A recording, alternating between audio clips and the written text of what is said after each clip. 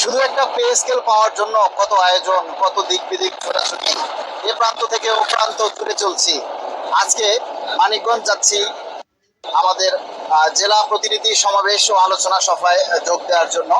আমাদের সাথে আছে আমাদের সংগঠনের সংগ্রামী মহাসচিব আশিকুল ইসলাম, আমাদের সাথে আছে ঢাকা মেডিকেলের সংগ্রামী নেত্রী আমেনা বেগম, এবং আমাদের সাথে এই যে সোহানা মির্জা সুদূর খুলনা থেকে এসেছেন আমাদের এই মানিকগঞ্জের প্রোগ্রামে যোগ দেওয়ার জন্য।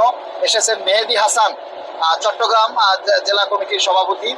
তারপরে এই যে সাভার পরমাণু শক্তি গবেষণা কেন্দ্রের আছেন রাজু আহমেদ এবং আছেন শহীদুল ইসলাম।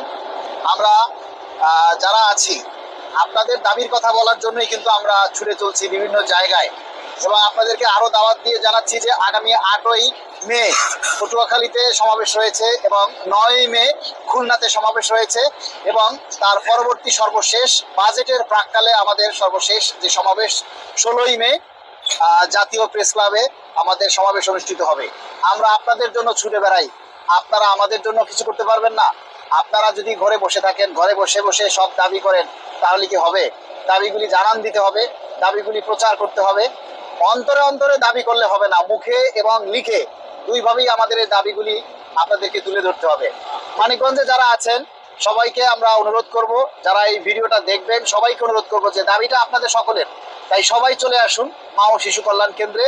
দেখা হবে বিকেল 3টা থেকে 3:30টার মধ্যে।